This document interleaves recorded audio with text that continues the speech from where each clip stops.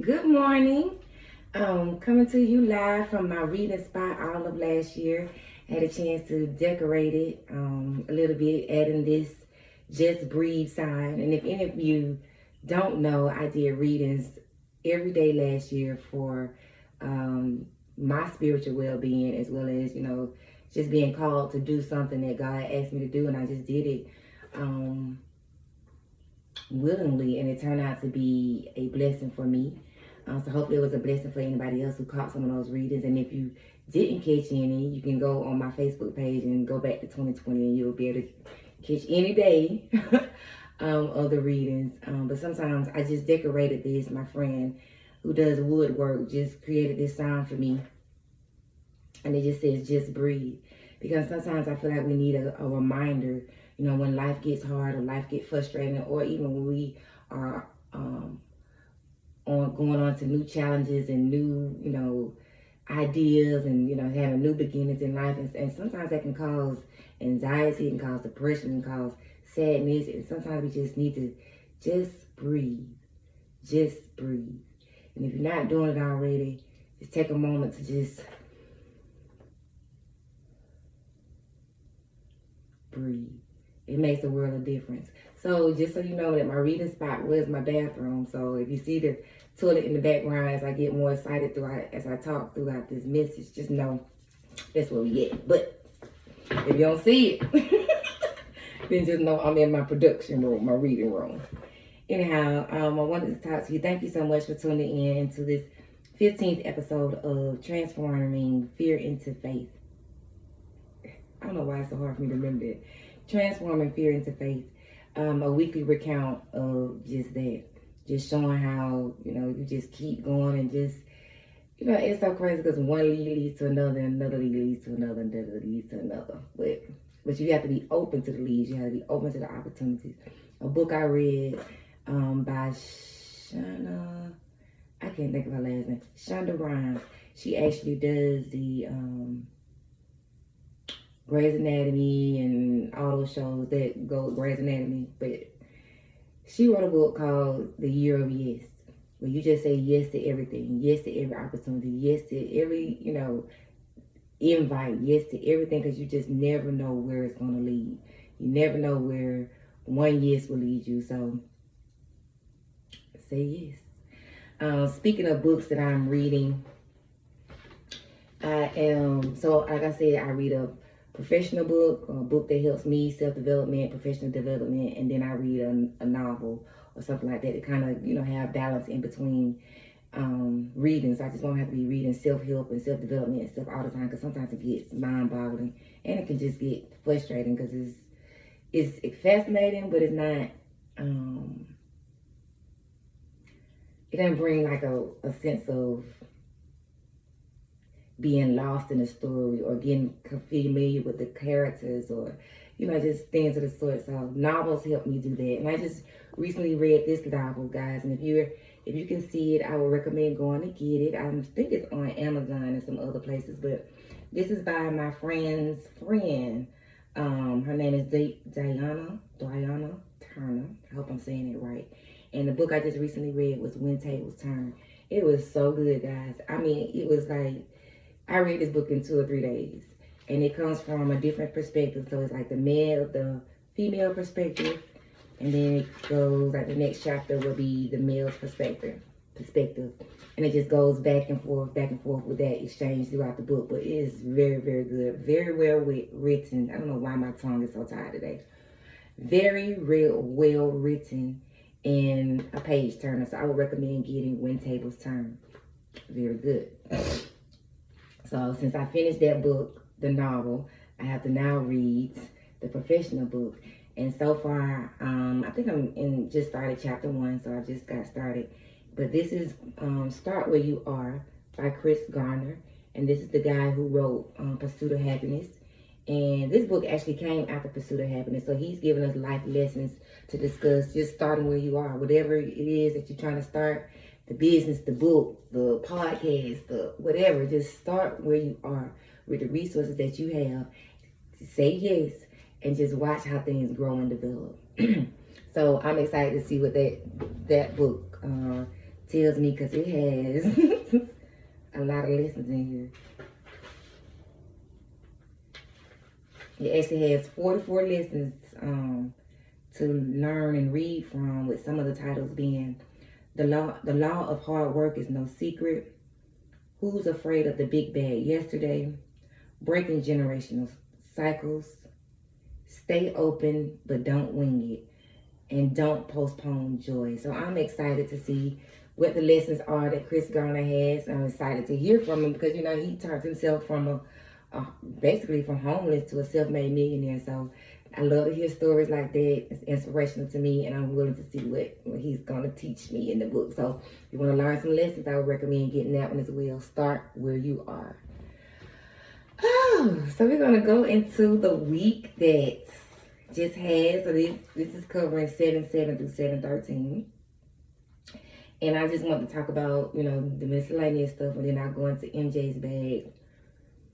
And I think that's pretty much, because I didn't have too much. It was a kind of short week. I didn't have too much from all the different businesses, but I did have a big week, if that makes any sense. So from a personal or miscellaneous standpoint, like I said, when you feel like you're under attack, and it's like because elevation is on the rise. So it's like the negative forces are thrown at you just to get you off your game, to thwart you from what you're trying to do, thwart you from your dreams, to make you just say, you know what, I'm just going to put everything on the side and just, you know, go back to work and just make sure that I have everything to take care of my home. I told you about my TV is still not working. My car is still not working like it's supposed to. I did just recently get a part, so hopefully it'll fit and we can ride out. I'm tired of riding my other car because it ain't made for that. It ain't made for picking kids up and dropping kids off and going to the grocery store and all that stuff. It's for me. It ain't made for picking kids and dropping kids off at work. It's for me. It's not made for that, but I have to make it do what it do. My dryer just went out, and it's been out for the past month or so. I'm just gonna have to, you know, I just chalk it up and buy a new dryer because it ain't doing what it's supposed to do. So I'm not gonna let that hold me.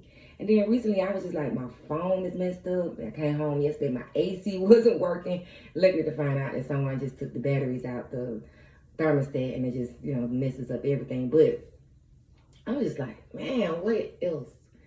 You know, I was talking on the phone with my mom as I came in the house, and she just had to make me realize that it's gonna be hard days, Tanisha. It's gonna be sad days. It's gonna be frustrating days. But you have to get through those days, and you have to thank God for those days as well as the happy days, so that you can appreciate your happy days even more. And days like, you know, when you have issues coming on, inconveniences, I call them inconveniences, because that's all they are. As long as you're living, your family is living, you have a place to eat, live, food in your refrigerator, a bed to lay down in, what more can you ask for? And you just thank God for that every day, every day. So when the blows come, bop, bop, bop, bop, they may hit you. They may slow you down, but they won't stop you. And I just want to recommend or just remind you, when those days come, even when the happy days come, and you know, have to go on stage and make the production and, you know, do whatever that you've been hoping that your dream comes to life, and it's like showtime. Just breathe. Just breathe. Okay? That makes a world of difference.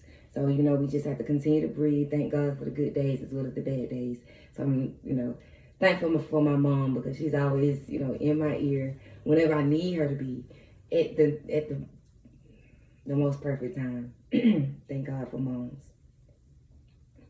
So I think I had somewhere to go. Oh, this past weekend I did a pop-up shop for MJ's Bag for 3 days, Friday, Saturday, and Sunday, which was so out of my comfort zone. But, you know, I had to do what I had to do, because I had spent my money for this table, so I wanted to get my money back. But as I was realizing for each day that I had to get up to get ready, so the first day we had to be there at 9:30. The second day we had to be there at 11 o'clock. And the third day we had to be there at 12 o'clock, which was cool. But I realized that I have time anxiety, which means, like, I may know I have somewhere to be at 10 o'clock. and I know I need to leave home at 9 o'clock to get there at 10 o'clock. Even if it's a 30-minute ride, in my brain, everything happens in hour increments. So I need to start focusing on those hour increments instead of trying to be like, okay, if I need to be there at 10, I can leave at 9:30 since it's 30 minutes away. But see, my mind doesn't take into account that it could be traffic, there could be an accident, it could be weather. So if I leave at 9, it gives me enough time to get to where I need to be with all the variances that can happen, and then, you know, where I need to be in time. Even if I have to wait 20 or 30 minutes before it starts. And I think that causes me time anxiety because it's like, I know I need to be there. I know what I need to do, but I don't do it. Like, I wait to the last minute. I feel time to try to, like, I find things to do to kind of, that slow me down from where I need to be. And then as time is going on, I start to get anxiety because, like, okay, I need to hurry up. I need to hurry up. I need to get here. I need to get here. I need to get here. I need to get here. I need to get here. And I actually have, like, don't breathe or feel anxiety until I get to where I'm supposed to be. Now, and then, because I've taken time, I don't know what I'm trying to say, but basically what I do, I waste time. And I realize that time waits for no one. And I also realize that I'm always, every time I'm late, I'm 10 minutes late somewhere. So I don't know what I'm doing with this extra 10 minutes. Like, I don't know if that's the time where I'm like, oh, let me make up my bed, or let me clean my room, or let me make a, you know, do something before I leave to go to wherever it is I need to go. But I just need to realize that time waits for no man or woman, and that I need to have a better relationship with time. But just right now, as I realize I got somewhere to be at 7:30 this morning, I will have anxiety until I'm there. And then if I get there late, I'm mad at myself. So it's like it's a vicious cycle that I need to try to break, and it just be like, I can't control time, and I just need to let time control me, I guess. Or just get better time management of my time. That's what it is. So that I don't have time anxiety, and just realize that, you know, if you keep your books with you, you know, you can feel the space that you're waiting. You know, I don't have to use every minute in the day to try to, you know, do everything that's on my list. I can put some stuff back on the, you know, on the back burner. I can read while I'm waiting. So if I'm, you know, 30 minutes before my appointment time, I can do the, you know, I can fill that space with, you know, productive things. So I just happy that I was able to identify it, because I'm like, why am I always late? Why am I, you know, this, that, and the other? And it's actually a word for it, because it's not just me. A lot of people have time anxiety and phobia of time. Because I'm like, am I scared of time? Because it builds a sense of anxiety. Like, oh, I got something to do, and I have to work through that anxiety until I get to where I'm supposed to be. So, and it's called chronophobia, I think. So look it up. If you have issues with time, and time is just, you're always late and you just can't you just can't be on time to save your life, you might have time anxiety. You might have issues with time. I don't know where it started from. Oh, it did say that it was a form of people pleasing. I don't know how it is, but I know I am a former people pleaser, so that may be how it developed into what it developed into. But I'm going to continue to work on it. I'm going to start being on time. Like yesterday, I was on time for my work assignment, and you know, today I'm on, and I had to wait. But guess what? I pulled my book out and went into a whole nother world, and the wait time didn't even bother me. So I'm going to get better on that, because it's really something that bothers me. I don't like being known as the late person. I just don't. And professionally, it looks so bad. So I just definitely have to manage my time better. Speaking of time, I missed the whole interview. The lady called me while I was getting my hair cut on Thursday. You know, I'm in the chair, cut. And I thought I heard everything that she said. Call ended well. Was going to have the call the day of my pop-up shop. So I had set my stuff up at 9:30, got there on time. Set my stuff up at 9:30, had it all ready by 10:30, was out in the car ready for the interview. I'm like, well, why this person didn't call me? I thought we had an interview, had a call. Called the lady who called me. She sent me an email telling me it was a Teams meeting. And I did hear her say a Teams meeting when I was getting my hair cut, but I don't remember anything after that. I remember her looking for an email. I don't remember her name. I don't remember any of that. So when I called her, she was like, "Oh yeah, I sent you an email with the team's meeting info in there." It was 10:40. The interview was at 10:30. 10 minutes late. So I'm like, is the guy gonna come back on? Is he gonna reschedule? Is he? And I don't blame him for not rescheduling. It was an interview for a job to be like a front desk receptionist at a high-end Buckhead apartment complex, what I thought would be great and would work definitely with my schedule as I create my own schedule, the teaching schedule. So I was going to do the teaching a few days a week, do the front desk a few days a week, and do my businesses, and just make money that way. But it wasn't in the cards for me. And I felt bad professionally because I've never missed an interview, and it just wasn't meant for me. But that's another facet of managing your time and just having all your information, all your ducks in a row, and just being prepared. So I'm sorry that I missed out on that opportunity, but if it was meant for me, it would be for me.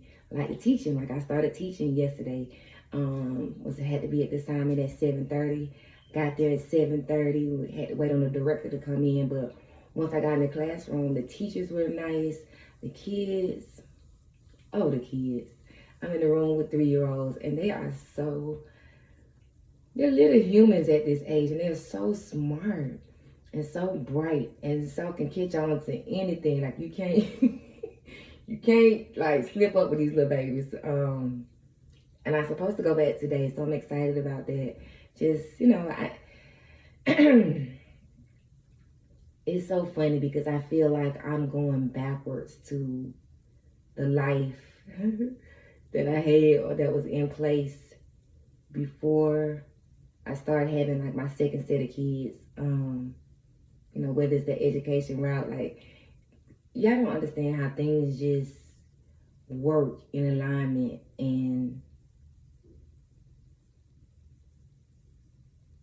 it truly makes you feel that God has a plan for your life. And if you just let him write it and just let him be the author and stop trying to steal the pen, you just don't know where your life will lead. Like there's no way in the world I would believe that I would be in a child care room after, working so many years in corporate. Like child care was removed, education was removed from my plan, but I'm in this child care room today and yesterday, and I'm enjoying it.